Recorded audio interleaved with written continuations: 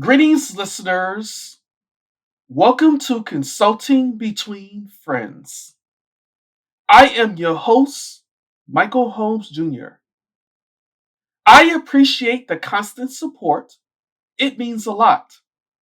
If you would like to support the podcast more, you can find me on Patreon at Consulting Be Friends.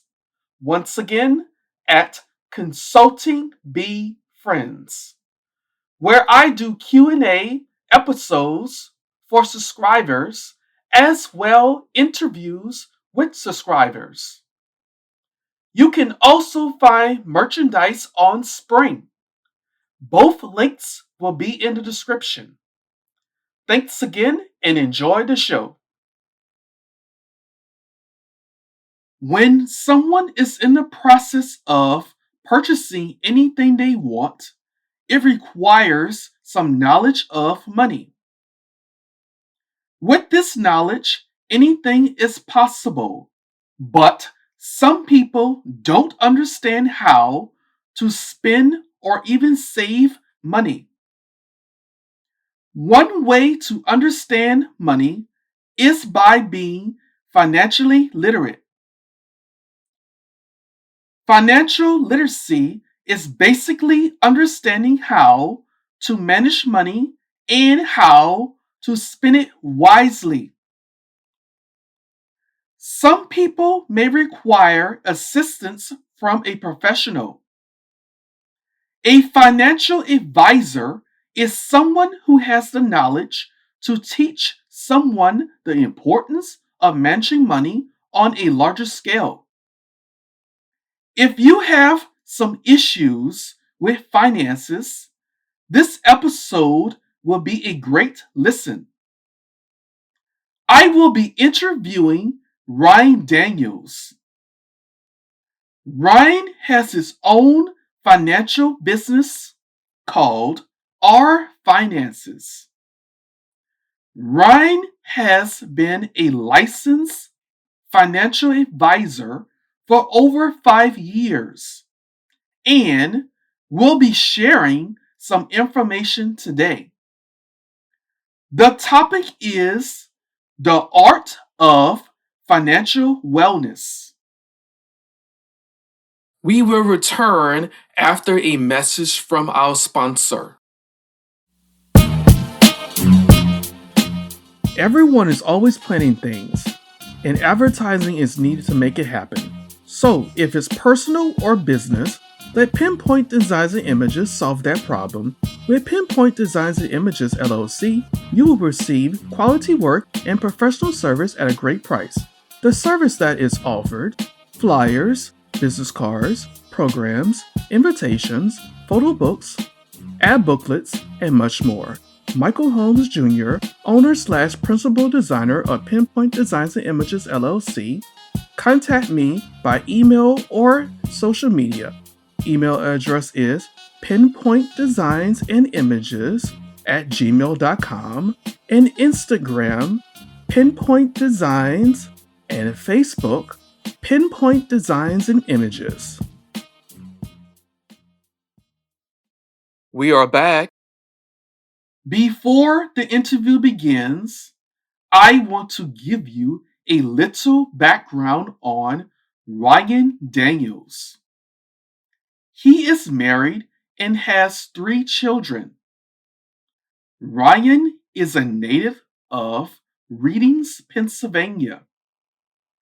He attended and graduated from the University of North Carolina at Greensboro. After Ryan graduated from college, he decided to enlist in the U.S. Army. He was stationed in South Korea, Virginia, and Arkansas. Ryan reached his rank of sergeant in his 9 years of service. While serving, Ryan completed his MBA, known as Masters in Business Administration, and completed several financial licenses. My guest today is Ryan Daniels. Now, welcome him to Consulting Between Friends. Thanks for having me, Michael. I'm excited to be here. Thank you. How was your day? Oh, it was great. Got to meet with some great people today. I got to talk about money and help people figure out how to play that game, right? Because money really is a game. And most of us, unfortunately, didn't learn the rules of the game growing up. And so that's what makes it so exciting to be a financial advisor and run our business where we get to help a lot of people understand that and take control of money and have more confidence with it. Correct. I totally agree with that. Okay. Do you mind telling me your background? Sure. So I spent 9 years in the Army. That was pretty cool. My favorite assignment was I got to live in Alaska for 3 years. Then I Mhm. spent some time in Korea and ended up in Virginia. But after we started having kids, I realized it was time for a change. So I went back to school. I got my MBA. And that's when I really got interested in finance because I enjoyed serving in the military. And it was very important to me when I transitioned, I had to find something where I could still serve people in a meaningful way. So I looked around and realized it didn't matter if I was talking to the senior most officer making $100,000 a year or the newest private in the army making like 20,000. Most people were living paycheck to Monday. And it's because they didn't Mhm. know what to do with their money. So I saw a real opportunity where I could still serve people, but it was just in a different way where I'm teaching them about how money works, help them put together a simple to follow plan that fits their life. Because right, you and I can agree our lives are Mhm. different. So your plan has to be different. So that's really how I got started. I worked part time for a financial advisor in Virginia while I finished up my time in service. That allowed me to get all my licenses, some training and experience working with him. I stayed for about another 6 months after I got out of the army, and then my wife and I decided to move back to Pennsylvania, where we both grew up. We've actually been together since high school. So we decided to move back to the community where we both grew up and be able to serve that community. So that's where we started our business, our finances. And what we do is we partner with churches, businesses, community groups to host events where people can come learn the basics of money. And then, of course, we're licensed financial advisors, so we can actually meet people after the fact and help them put together a personalized, a simple to follow financial plan that fits their life. Oh, I like how you explained all that. That was really interesting. And I also see how you got into finance. Now, since you also got into finance, I realized you want to take your skills to another level for other people can hear.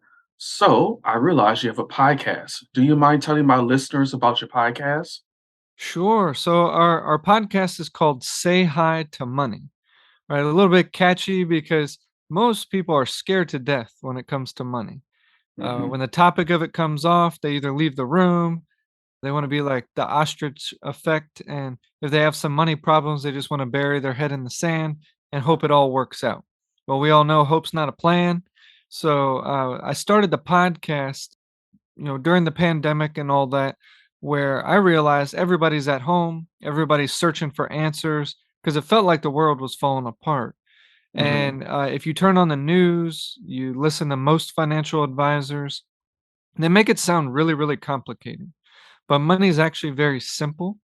And so I just wanted to open up that conversation through a podcast where people can learn the basics of money, everything from how do you teach your kids to save? How does investing work? Like what's really my 401k? How does that all work?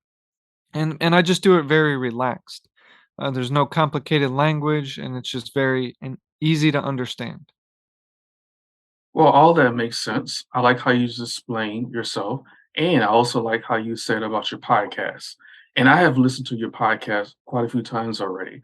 I really do like how you explain everything going to money.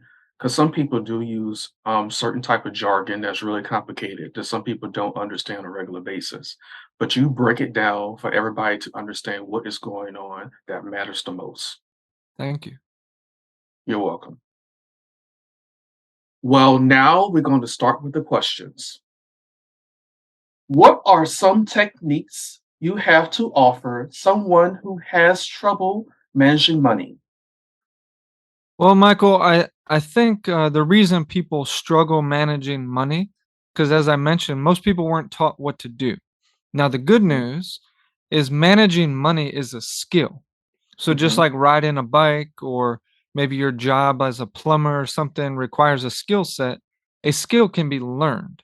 So Mm-hmm. even if you weren't taught before and you feel like you might not manage money well, you can learn how to do this. So that's the positive thing about it. You don't need to be a financial advisor. You don't have to take formal education about it. Money's actually very simple. So some techniques I think is first you need to forgive yourself, right? What's happened up to this point's the past. You can't change it. The second thing you got to do is make a decision. You need to make a decision that you want to take control of money instead of feel like money's controlling you.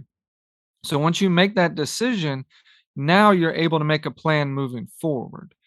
And so some ways that you can manage money well is everybody talks about budgeting, right? Well, Mm-hmm. budgeting is not complicated. It's not a 32-step process. It's not really complicated at all. All a budget is tracking money coming in and money going out. That's Mm-hmm. all a budget is. So whether you do that pen and paper, whether you do that on an app or a spreadsheet, it doesn't matter. All you need to do is develop that awareness. How much money's coming in, how much money's going out.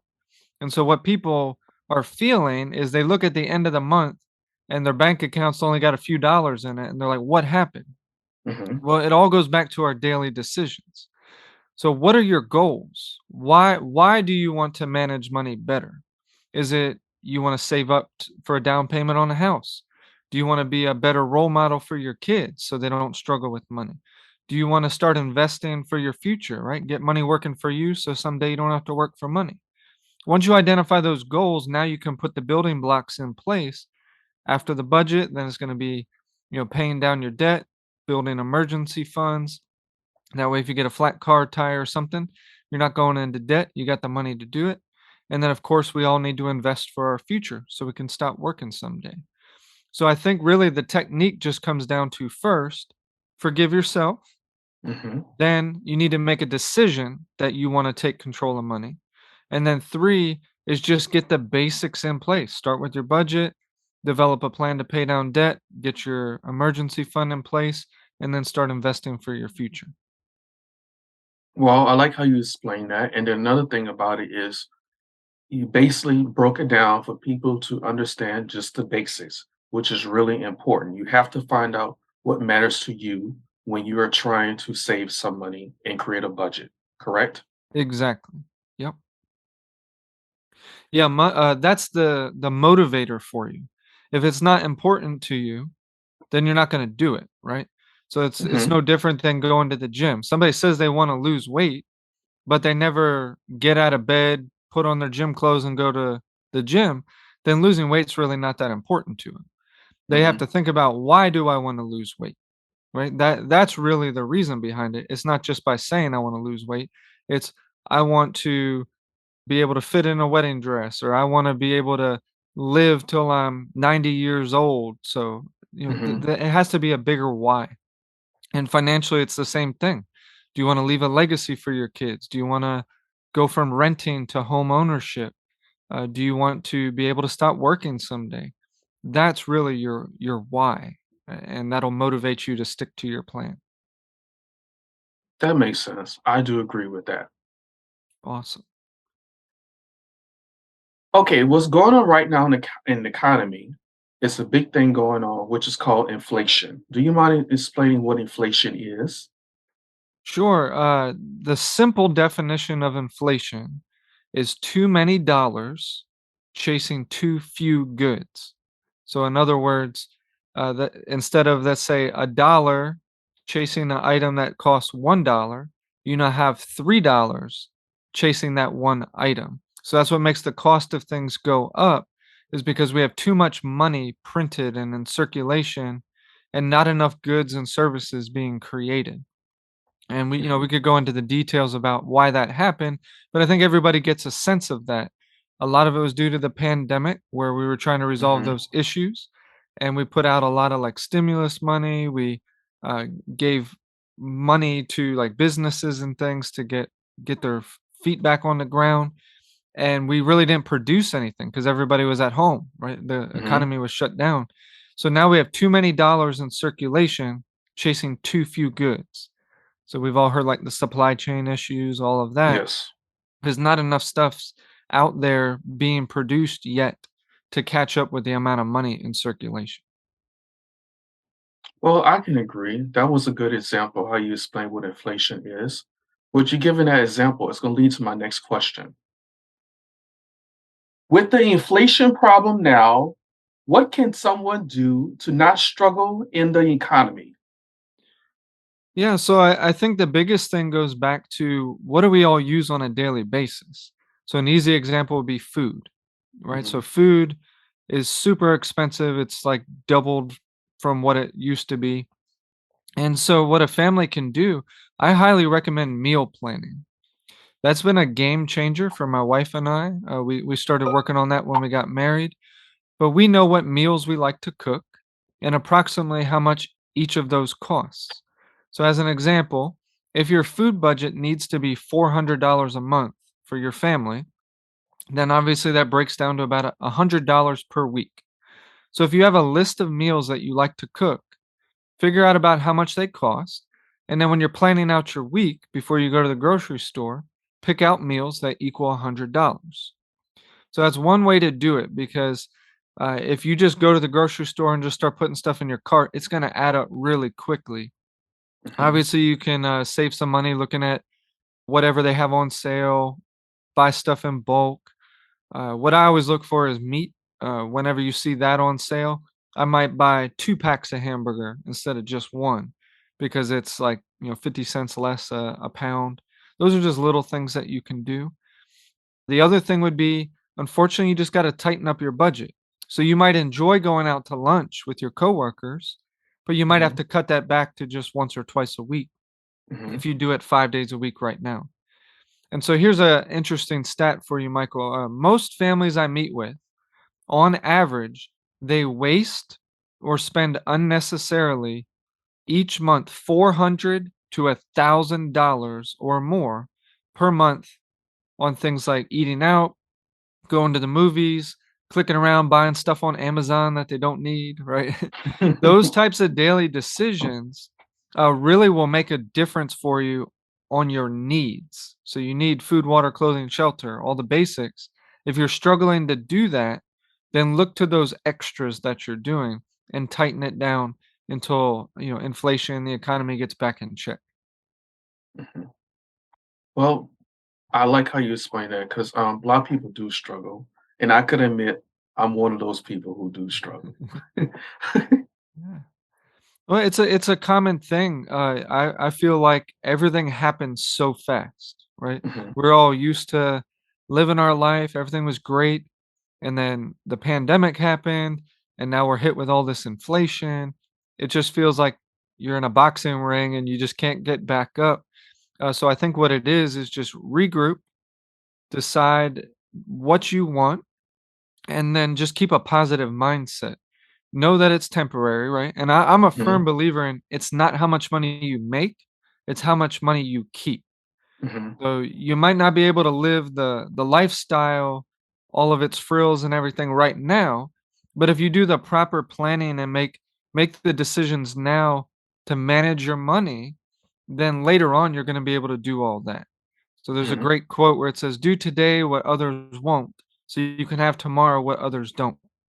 Right? Mhm. We've all seen the social media post of everybody looking like they like a multimillionaire, right? Their BMW Mhm. dressed to the T, but they're broke, right? And so Yes. we're not trying to be like that. You want to manage your money now so when you're 55, 65, you're retired living life while they're still working, right? So I think it just comes back to the basic decisions of what's important to you. Yes. Once the person find out what's important to them, then they can narrow it down. Exactly. What are ways someone can manage debt in their lives? So that's a great question because debt for a while, like during the pandemic, believe it or not, debt actually started to go down on like the back end of the pandemic, right? Hmm. Some of that was, I think I read a stat, it was like 50, 60% of people were using stimulus money to help pay down their debt, which I think was a smart decision. Hmm. But now, because of inflation, people are even putting basic necessities like food and some of their utilities on credit cards because it's just high, right? It's like 9% inflation. Hmm. So I think the way you can manage it is number one, your first priority. So when you guys are done listening to this episode, your homework assignment is get $3,000 in a savings account. I know banks don't pay much in interest, but this is going to be your short term emergency fund. So I'm Hmm. talking eat rice and beans, tear apart your garage, your attic, your kids' bedrooms. Look for stuff you can sell on Facebook Marketplace because you need to get $3,000 in that account because that stops the cycle of debt. So what happens is people make a decision. I'm going to get out of debt. Awesome. They Hmm. pay. They're paying down their debt, and then a flat car tire. And now because they don't have that emergency fund, they have to put it on a credit card, and they're right back into debt. So Hmm. if you have that $3,000, you're going along paying down your debt, flat car tire. No big deal. I just take the money out of the savings account, pay cash, get back to my plan. And what I've found is things typically happen in threes. First, you get a flat car tire, then you come home and a pipe broke, so you got to pay a plumber, and then your washing machine breaks. So if you have $3,000, it's going to cover most emergencies like that. And so that would be my number one piece of advice is build that short-term emergency fund. Cut everything out, right? The average person wastes 400 to 1,000 a month. So if you're on the low end of that, you're going to be able to do it here in about 6 months, 8 months tops. If you're on the higher end, you can do it in like 3 months. And I was excited. I got a call from a client today that said they just completed theirs. I met with them 4 months ago, Hmm. and now they're ready for the next step of their plan. So that is somebody that I hope you guys use as inspiration of they made a decision. They were tired of that. So they followed the plan and now they got their emergency fund built. Now they can tackle more on their debt and start investing. So I'm really excited for them and just know that if they can do it, you can do it as well. Yes, I can totally agree. But when you mentioned $3,000, that might be tough for some people. So, what advice could you give them if they can't get to 3,000? What is a number they can get to you think is reasonable? I think it's more about developing the habit. So if Okay. it's 50 cents a day, if it's $10 a month, whatever it is, just develop the habit of paying yourself first. So Hmm. the bills will always be there, right? Correct. So if you have to just do minimum payments on credit cards or anything like that, that's fine. This has to be the priority. That's step number one in taking control of your money. Hmm. And as I mentioned, it's the average person is wasting a decent amount. So just think about it. If you go to get gas in your car, a habit a lot of people have is they go inside, they get a bag of chips and a soda. Well, Hmm. right there, you probably spent $5. So if you're doing that once a week, that's $20 in a month. And if you're married and you're both doing that, that's $40. So it adds up really quickly. So I would just encourage people think through your day, think through your week. What are some areas where you can redirect that money? Right? It's Hmm. it's the combination of planning for the future and balancing a lifestyle today. So I'm not saying cut all your fun, but not everything can be a priority. So if you like going to the movies, great. But then you can't go out to eat every day if you don't Hmm. have these things in place. That's the difference between somebody taking control of money and somebody making excuses as to why they can't, right? That makes sense. That makes a lot of sense. Since you are a financial advisor, what is your main focus for your business? That's a great question. So as the quote job title implies, right, it's to advise people about their money. Mhm, But I actually prefer the term financial coach. And the reason for that is when you think of a financial advisor, you think of a suit and tie type person, complicated language. You usually have to go to their stuffy office and they're just going to say, "How much money do you have? Okay, here's how you should invest it." mhm, What I do is take a holistic approach to it. First, and most important to me is education. So when I mhm, meet with somebody, we have to get on the same page. Everything that you should have learned in high school is what I teach you first. mhm, So showing you all the key components of it. Next is when we're talking, I have to find out what's important to you. What are your goals? Is it your kids? You want to send them to college? In 5 years, you want to be able to buy a house. You want to understand how your 401k works. And then from there, I can help you start building a plan. That's why I call them simple to follow financial plans that fit your life because mhm, everybody's goals are different. But again, it all circles back to the education piece. And so, something unique is if you go to most financial advisors, they're not going to help you with the budget. They're not going to show you how to pay down your debt. They just want to know how much do you have to invest. And unfortunately, there's a lot of firms, if you don't have 250,000 or more, they won't even talk to you. They'll say, come back when you have that much. And so mhm, that's why I prefer the term coach because it's like a kid's soccer game. If you didn't have a coach there making adjustments along the way, just like life changes, your plan has to change. mhm, Then the kids would be, the Reds mixed up with the Blues. You'd have kids up in the stands, one over in the field picking clover. So a coach is there to make sure that your plan is taking you from where you're at to where you want to go and is updated as life changes. So that's why I prefer the term coach, even though I'm licensed financial advisor, just like any firm you've heard out there. mhm. Well, I like the approach that you go by with your business because really some people get confused when they hear like the term financial advisor and then like, oh, I might can't go to them because I can't afford them. But the way how you explain yourself, you make it like it's possible. So that's a great thing. Absolutely. Yeah, you're not gonna see me in a suit and tie. I typically wear jeans and a polo shirt. So. As a financial advisor, what lessons have you learned and what have customers learned from you? So I think the biggest thing I've learned is that people have to change their mindset of we're in a 24/7 news cycle, right? So Mhm. what is the job of the news? The job of Yes. the news is to sell the news. So do Mhm. they ever talk about anything good and positive, Michael? Not all the time. Yeah, not typically. It's all doom and gloom because fear is one of the biggest motivators for people, right? Mhm. It's not about what can I gain. People have a stronger motivation from fear of loss. And so Mhm. think about the economy right now. This is where I'm engaging most with my clients because I need to remind them that as far as their investments are concerned, they have 15, 20, 30 years until they're going to need that money.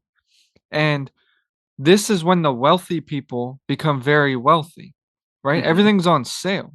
When the market's down, everything's on sale. So, Yes. Michael, would you rather buy a shirt for $10 or get two shirts for $10? I'll buy a shirt for 2 for 10. Yeah, two for 10, of course. And that's exactly what you're doing with your investments right now. Because what happens then is when the market recovers, instead of having like one share of Amazon stock, you now have two shares of Amazon stock. So when it goes back up and you cash in on that in retirement, you're going to have a whole lot more money. So, like Mhm. during the pandemic, we created more billionaires than ever in history because they were buying during that whole time. Mhm. They're tearing apart the couch cushions, looking under the floor mats in their car, finding any money they can to put in because stuff was on sale. So Mhm. think about your when I'm advising people, I think about tried and true companies. Like Michael, do you use Amazon? Yes. Do you ever shop at Walmart? Yes, I go to both. Yeah, exactly. So these are like American companies. These are companies that the chances of them disappearing are pretty slim.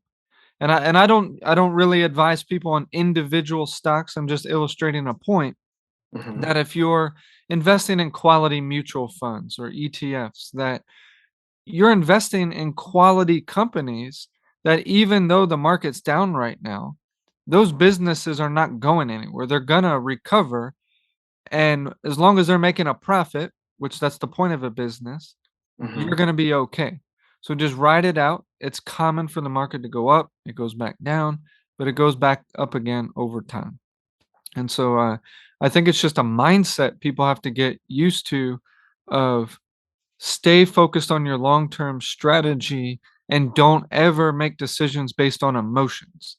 That's the number one job of a financial advisor is to keep you from making bad decisions with your money because they're emotional about your money, not emotional, right? So I talk people off the cliff, in other words. I can understand that. Well, I heard you mention mutual funds. Do you mind explaining what mutual funds is? Sure. So the best way to explain a mutual fund, and by the way, if you invest in a 401k or Yes. IRA, most likely you're investing in mutual funds. So a Mm. mutual fund, think about it as a basket. Okay. So Michael, maybe you throw in $1,000, I throw in $50, your neighbor throws in $50 every month, another person Hmm. puts in 25,000. Can you see how it's mutually funded, that basket? Yes. What happens is we pass that basket off to a money manager, some smart guy, Coke bottle glasses, does all the picking of the stocks and bonds. So he invests, let's say we did a large cap growth mutual fund. Hmm. He's going to take that, and because the strategy is to invest in large companies with a growth strategy, he's going to pick companies like Amazon, Google, and so on, and Hmm. he spreads the money out. Now, typically, mutual funds can't invest in more than 5% of that money into one particular company. Hmm. So that's why mutual funds are a great way to lower your risk because if one of those companies went out of business, not more than 5% of your money could be in that company. So all Hmm. the other ones will make up for it. And there's typically over 100 companies in each mutual fund. Mm. And so mutual funds are a great way to build your investments over time. You have a money manager that's doing all the company selection for you, Hmm. and it's diversified by nature. But then in your 401k, you can pick different types of mutual funds as well to get even more benefit. So I hope that made sense. So we all throw money in a basket, pass it off to the smart guy. He invests it for us.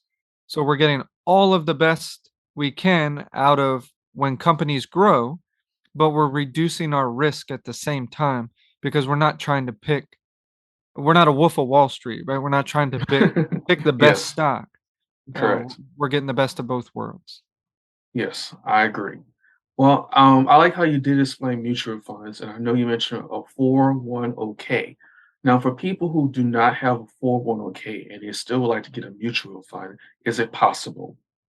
Yes, absolutely. So if you're looking to invest for retirement, you could open up an individual retirement account, and those come in two types. There's traditional, and then there's Roth. Hmm. So, depending on your situation, for a lot of middle income families, a Roth IRA is a great option because all of that money grows tax free for you. Hmm. A traditional IRA works like your 401k, where you don't pay taxes now, but in retirement, when you take money out, that's when you'll pay taxes. So I Hmm. was just throw it out there, assuming again, one, I'm not a tax advisor. I'm just sharing with you how these funds work, how these accounts work. So, Michael, would you rather have $2 million in retirement that you have to pay taxes on, or $2 million tax free? $2 million tax free. 2 million tax free, exactly. So, if you meet the requirements of a Roth IRA, and it makes sense to your tax advisor that you don't need to put money into like a traditional to lower your tax bracket or anything like that. A Roth IRA is a great option for most middle income families. And so the way you go about that, if your company doesn't have a 401k, or I go as far to say if they don't have a match, you should explore other options. And so what you do is you reach out to someone like myself, and we partner with over 100 different companies, firms you've heard about like Fidelity, Invesco, like Mason, you name it. We reach out to them, put together a portfolio for you, and again, it has to make sense to you, and it's all based on your goals. But Mhm. that's how you get money working for you, so someday you don't have to work for money. Well, I totally agree with that. And I also realize you repeat your slogan, and I really like that slogan. That's a good thing you came Awesome. up with. Thank you. What advice would you give someone that is trying to buy a house while staying on budget with other expenses? That's a great question because a lot of loan companies are eager to give you more house than you can actually afford. So if Mhm, you're going from renting to owning, you need to remember that any repairs are now your responsibility. mhm, So that leaky pipe you might have called the landlord about, you're going to have to call the plumber and pay for that yourself. mhm, So again, back to the importance of that emergency fund. That's crucial because that'll be the money you need to make those repairs. mhm, The other advice I would give is you have to look at your overall budget, right? You still got to feed your kids, you got to keep the lights on, do all of those things. So just make sure that that trade-off between what are you paying in rent versus what will your mortgage be, and then any of those miscellaneous expenses. So maybe mhm, right now you buy a house that has a yard. Well, did you think about you're going to have to buy a lawnmower, right? mhm, Uh, Other things just that are involved with home ownership is the upkeep. It's not always a repair, but just general maintenance that you're going to have to do. So just really look through your budget, and if you have trouble thinking about that, that's a great time to reach out to a financial advisor, a financial coach that can help you run the numbers to make sure you're not taking on too much that your budget can't handle. Well, that makes sense. And I know some people is trying to buy a house, they would find this information very valuable. Great. Why is it important for someone to know about financial literacy? That is the perfect question and the motivation behind why I started my business and am a financial advisor, because education is key, right? One reason Yes. is even people I meet in their 50s and 60s, they always have it in the back of their mind of, am I doing it right? Right? Mhm, Did I make the right decision? And so the more you know about how the financial products work, how to develop a strategy, it gives you a lot more confidence. So just the simple things about financial literacy, like what goes into a credit score, how to maintain a budget, what are ways I can save for my kids to go to college or to give them a head start financially with life. The more you learn about those things, it just empowers you, and it eliminates those fears and insecurities that people have. mhm, And so financial literacy is really key. And what I would start with are just simple books that you could read. And I'll do a shameless plug here, right? I wrote a book called Money Basics and Fundamentals, mhm, and it covers all of the key things that you need to build yourself a financial plan. It explains everything about a 401k, how to save for kids' college. If you're married, how to have a money meeting with your spouse. But again, you can hear me talking. The book's written in a way where it's easy to understand. I share stories about growing up playing baseball and use that analogy, so you could read it in a weekend, but you're going to mhm, feel empowered after that. And there's so many other great books that you can read just about financial literacy, but keep it simple because money's not mhm, complicated. mhm. That makes sense. It really is complicated. Well, it is complicated in some ways. Well, since you know you're a financial advisor, you know now with technology, there's a lot of apps that's going around. You got like Truebill, you got Mint, you got so many other different kinds of apps for finances. So, do you think that's a good thing that they came up with? And then also, do you believe it's actually helping people? Yeah, so apps are great if you use them, right? Mhm, So mhm, that's why I say, like on the budgeting side, do you like pen and paper? Do you like a spreadsheet? Do you like an app? If you're not going to use it, it's worthless. But if you're going to actually use it regularly, then it's going to help you improve your situation. I always recommend, if you haven't done any budgeting up to this point, to start with pen and paper. Just physically going through that exercise of writing everything out really helps you get a better awareness.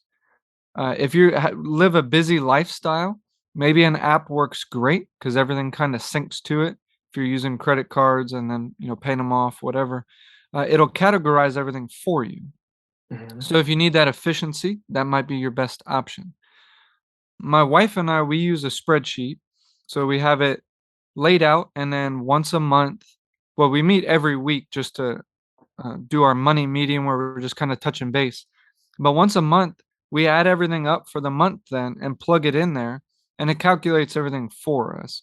mhm, That's just how we prefer to do it because it's a little bit more like intimate and personal. You can see it on the big screen and go through all that. But I don't see anything wrong with apps as long as you use it. Now, what I would caution you with is make sure the app is not set up in a way where it's walking you through a certain set program. And what I mean by that is, remember, your plan has to fit your life.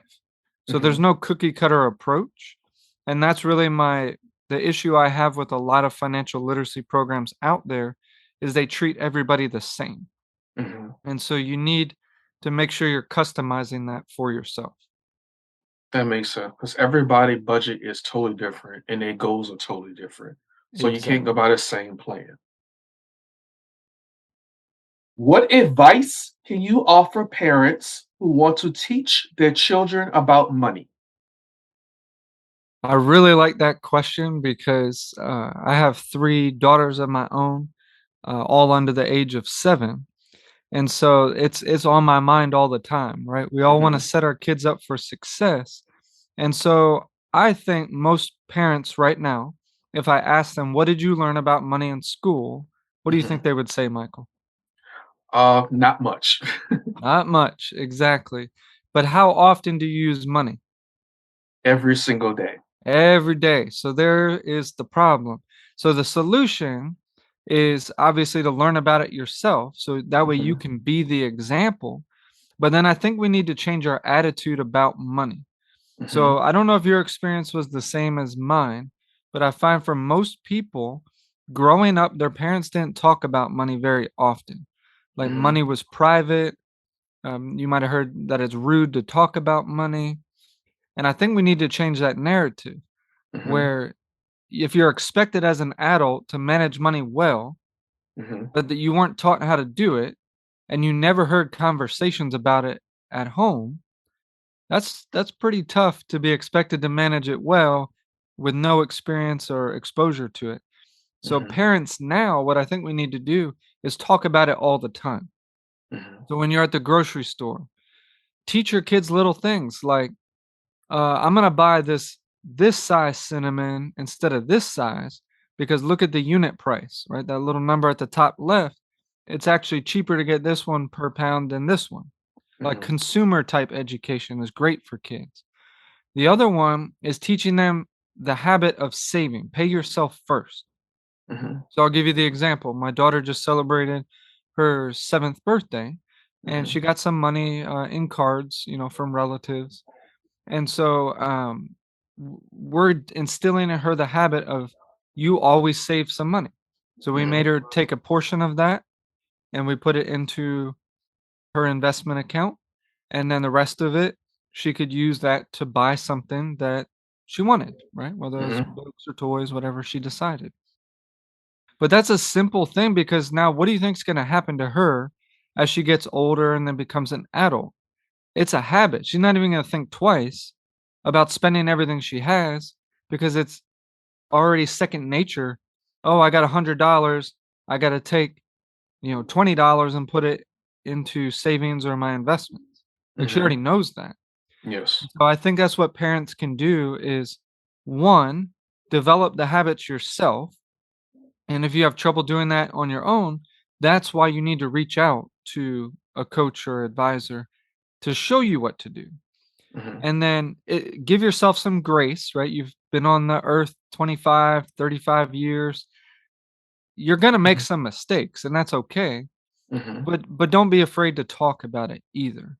Hmm. So we involve our kids in everything. We don't hide anything from them when we're talking about money, and they ask great questions. Teach them who Mr. FICA is, right? So they get their paycheck. They're not surprised by, what? Why is 20% of my money going somewhere else? They need to learn these things early on. Hmm. Well, I like the example that you said about explaining your kids about money. One thing I remember doing when I was a kid was I used to always collect change, basically, and it develops over time. So that was kind of good thing for me. And then I take the change and I bring it to the bank. So, Yeah, no, that's great. Yeah, and the other thing to start teaching them is the difference between banks and investing money. A bank hmm will never make you wealthy, right? hmm So I think I might have shared this in the book, but I talk about it all the time. Of my grandmother set up my first savings account. And so just hmm like you, Michael, I'd roll up the quarters, the nickels, all that yes. stuff. And I was smiling ear to ear thinking I was gonna be rich, every time I go hmm to the bank. And back then, they would stamp the little books, so, hmm I thought I was gonna be rich. Come to learn now, right, that what are banks paying in savings accounts?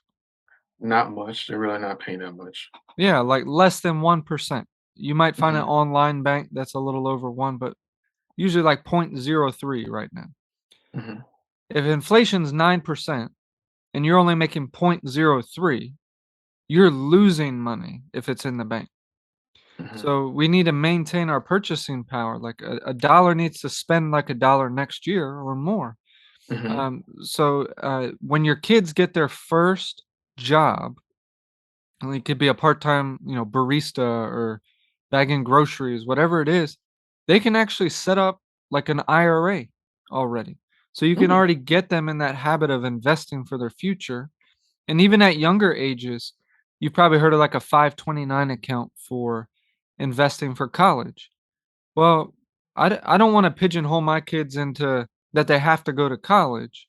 So hmm there's other types of investment accounts for kids that they can use it for just about anything. And hmm so, that's where an advisor could teach you about that.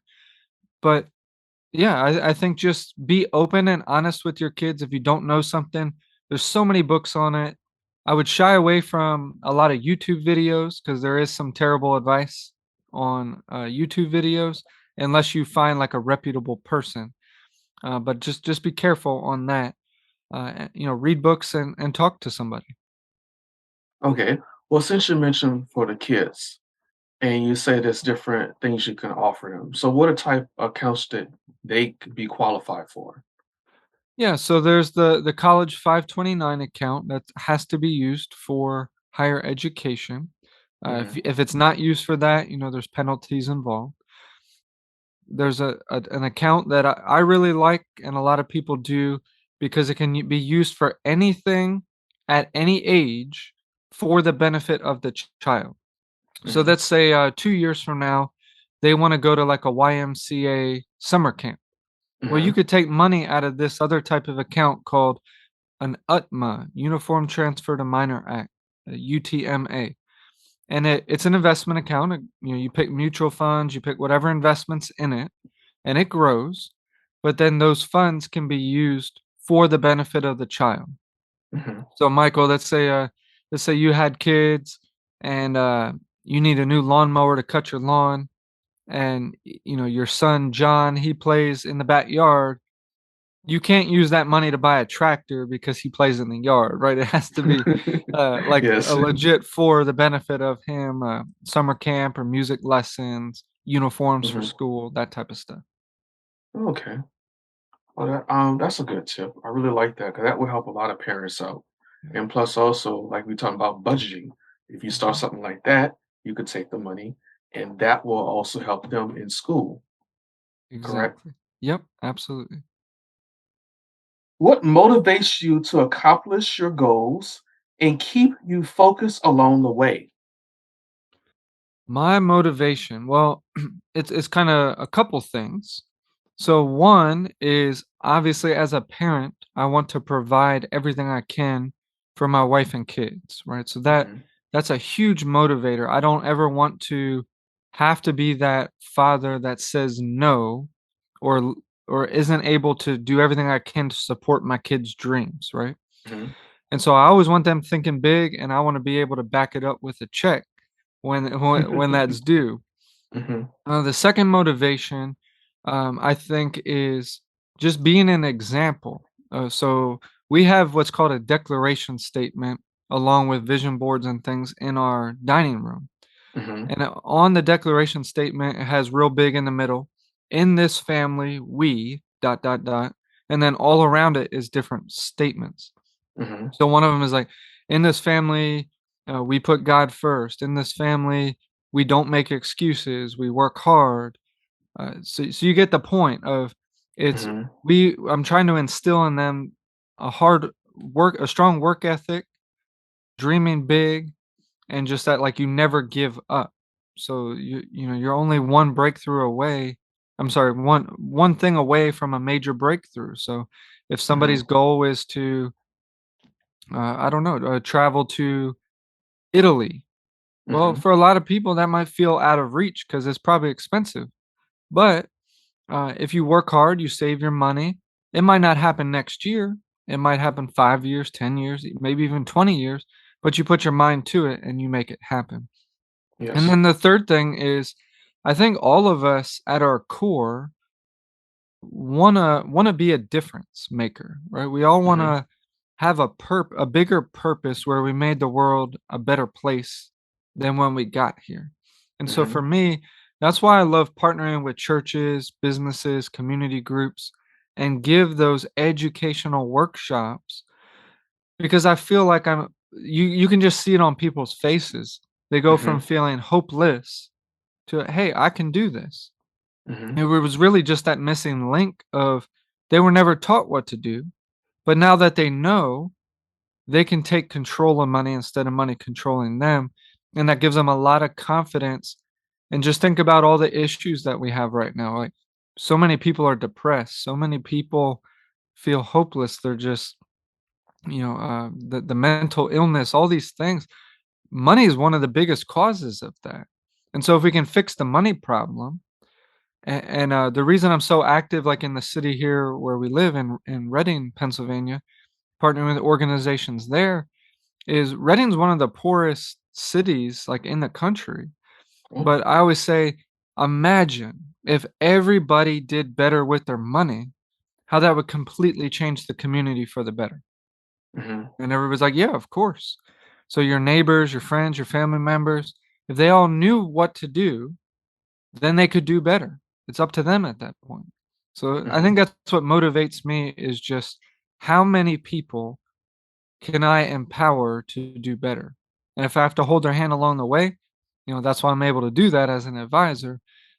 But that it's just really cool to see people be hopeful now about their future. Hmm. I like how you put that, and also it allows them to see that they have light on the other side of the tunnel. Yep, absolutely. Hmm. And then also when you partner up with churches and different organizations, that's also good because that's a form of also giving back to the community, and it also just good to do. Absolutely. What advice would you give if someone wants to become a financial advisor? I think the advice that I would give is make sure you know what your motivation is. Why do you want to become a financial advisor? So if you're just in the business because you want to make money, then it's probably not the right career path for you Mhm. because this is a relationship business. When you meet with somebody face to face, kneecap to kneecap, you're developing a relationship with that person, and they can sense right away whether you're genuine, whether you're there to help them go from where they're at to where they want to be, or if you're there to make money off them. And so Mhm, make sure if you're going into this business that you realize that people are depending on you for that mhm, counsel, for that guidance to help them make wise decisions with their money. So just double check your motivation of why do you want to become a financial advisor, and if your intention is pure, then awesome. What I would do is find someone that you can kind of shadow a little bit and see how it all works. Make sure it's still of interest to you. And then every company works differently. So find out what credentials you might have to have. Find out what their philosophy is. Right? Do you want to work for a company that's all high net worth individuals? There's nothing wrong with that. Do that. Do you want to work with somebody that's more focused on the education and more that middle income market where you're putting together a complete financial plan? Great. You just have to find the best fit for you. But in either scenario, make sure your intention's pure because people can sense that right away. And really they're entrusting you. mhm. Well, that's some good advice for somebody who wants to get into that field. Well, we came down to the last question. Well, since the holidays will be coming up pretty soon, I know some people have that on their mind. So, what advice would you give someone to prepare themselves for the big holiday rush? Oh, that's such a good question because, everybody waits till November, December to start planning for the holidays. And then what happens is it's that time of year, right? Everybody wants to be giving and buy gifts for people, donate to charities, all these types of events. And then January 1st rolls around and everybody has regret that they overspent, right? Because a Mhm. lot of times people buy gifts for everybody and their mother, right? Yes. The the person working in the mail room that you don't even know their name, you just seen them and you deliver all these things, the postman and so on. And there's nothing wrong with that if it fits in your budget. But Mhm. how I always say, how are you going to feel on January 1st if you do this? Mhm. So I would view it as a process. So for this year, we're actually kind of getting close to the holidays. So make your list now. Who do you want to buy for? Make sure that it fits in your budget. So give yourself an allowance of here's what I can spend on the holidays. Make your list. And then if you have to, for this year, you might have to remove some people from the list or cut back on how much you're spending on each person. Mhm. Now, the good news is next year, you can start planning for Christmas starting in January.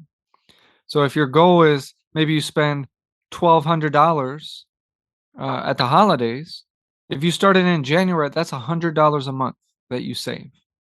Versus in November, you got to come up with $1,200. That's where people make the mistake of going into credit card debt and then feel that regret in January because now they're starting the new year stressed out. Mhm. So my recommendation would be start building your list now. Really think that through and commit to a solid amount. So if it's I'm going to spend $500, great. What do you have already saved? What can you put aside for the next 3 months to have cash to do it? Really limit what you put on credit cards because that's what's going to lead to the stress in January. And with the interest rates continuing to go up, everything that you put on credit cards, that interest rate's going to continue to climb if the Fed continues to increase interest rates because credit cards are variable interest rates. So, instead of spending 1,000 on Christmas with all the interest, you might end up spending 1,500, 500 of that on interest. So give it some thought. That's a great question, Michael. The earlier you can start, the better. And maybe you give up a few lunches to find the cash for Christmas. So make Yes, that your motto, cash for Christmas. that's a good motto. If you want to get it, Mhm. you got to save first. That's right. Well, I know I told you this is gonna be the last question, but I like how you just mentioned about interest rates. Do you mind explaining what interest rates is and how important it is? Of course. So interest rates obviously are how banks and mortgage companies how they make money. Hmm. So here's something that's interesting to people. Do you know banks don't make anything? Banks would No, I go did out not of know that. business. Yeah, they would go out of business if we stopped giving them our money. Hmm. So what they do is you put your money in your savings account, and then the banks use that to loan it out to me, and Hmm. they charge me interest. So they make a whole bunch of money, and then they're happy to give you back just a small piece, that 0.03, right, in your savings, even though they just made 6% or 5% on my mortgage. Hmm. So the interest rates, you got to think about it in two ways. There's fixed rates. So Hmm. the interest rate won't change on you. Most commonly, you think of like a 30-year mortgage. So Yes. right now they're like about 5%, 5.5%. Variable interest rates is where you got to be careful. So those would be like home equity lines of credit, obviously credit cards. So the Fed puts out the prime rate. And Hmm. then based on your credit worthiness, your credit score, the lending institution will tack on more interest. So let's say you'll see that on your credit cards as well, where it says the prime rate plus 6% or the prime rate plus 12%. And that's how you get at your interest rate. So as the Fed is raising the rate, because your credit cards are variable Hmm. every month or every quarter, depending on how they're set up, you're going to see your rates go up. Hmm. Home equity lines of credit, those will often change on a monthly basis. So you might start out at like 4%, but with a variable rate, I just came across one yesterday where it said they can raise it every month and there's no cap on how much they can raise it. So Hmm. just make sure you're using credit as a tool and that it fits into your overall plan. Well, that's some good advice. Well, we came down to the end of this interview. I would like to say, Ryan, I enjoyed interviewing you today. Thanks for having me, Michael. This was great. You're welcome. You gave some good advice to my listeners, and I appreciate that. And the other thing is, do you mind telling me ways that people can contact you if they would like your services? Absolutely. So you can check us out on our website. That's the letter R, finances with an S.com. So rfinances.com. On there, you can learn more about us. You can actually schedule coaching on there. So if you want to meet, it's free to meet with us. What we'll do is look at what you have going on. We can give you all that education. So just simply click the schedule coaching button.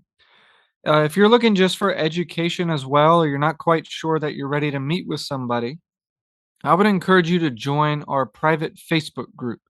So, just like the podcast, it's called Say Hi to Money. So, just Mhm. check that out on Facebook. If you request to join, I'll add you to the group. But we post in there daily. I do most Mondays, I'll do a short Facebook Live just teaching a concept. But you're going to get all kinds of tips and tricks to take control of money so that you have money working for you. So someday you don't have to work for money. Okay. And also, I do like your Facebook group because it is very detailed. And I like how you give the PowerPoint slides and so on. Since you have a podcast, once again, do you mind telling my listeners about your podcast if they would like to listen to it? Sure. So the podcast is called Say Hi to Money. And we just cover the basics of money, just like Michael and I talked about today, tips and tricks of how you can take control of money. So, how do you save for your kid's future? What exactly is a 401k? A lot of it's on mindset as well. So, you can develop the right thinking and therefore develop the right actions when it comes to money. So, we put out a weekly podcast, comes out every Tuesday. And yeah, so go on there, check it out, subscribe. The episodes are usually about 30 minutes long, so it's perfect to put it on while you're driving home from work and just get that motivation and those tips where you can really succeed with money. So again, it's called Say Hi to Money. And just like you heard Ryan say, the name of his podcast is Say Hi to Money. Well, Ryan, thank you for being a guest on Consulting Between Friends podcast. Thanks for having me, Michael. After a short break, we will return.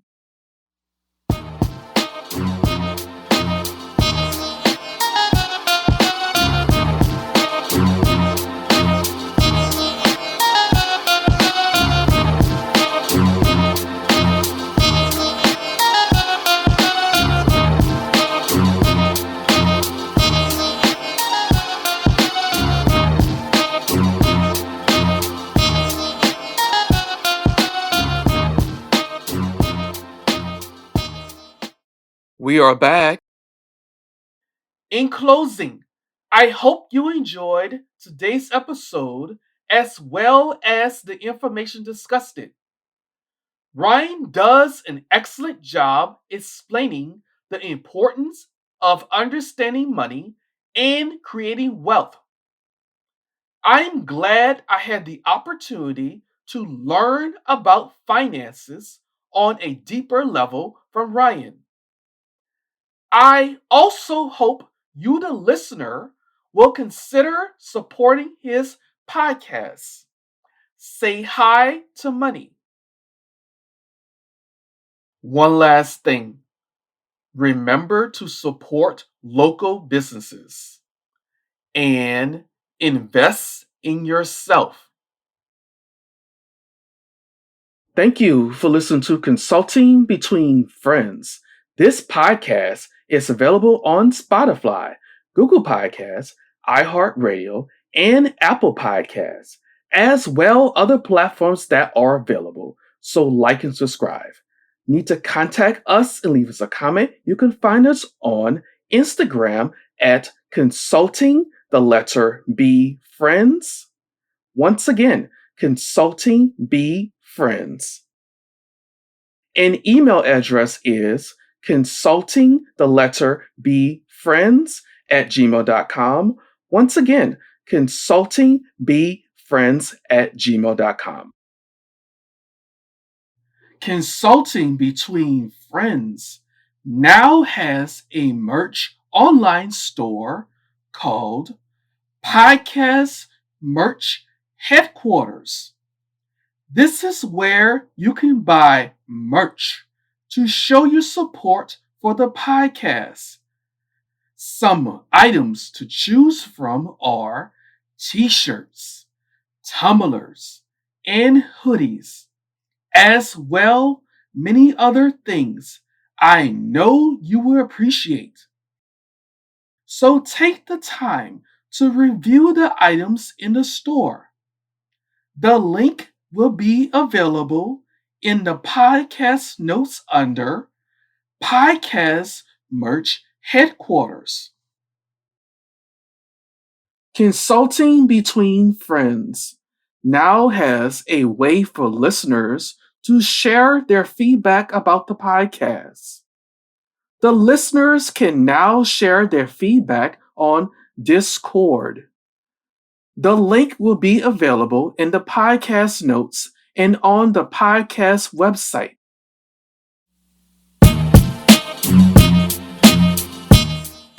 Thanks again for the support. If you have an extra minute, it would be greatly appreciated if you could answer a few questions regarding the quality of the podcast.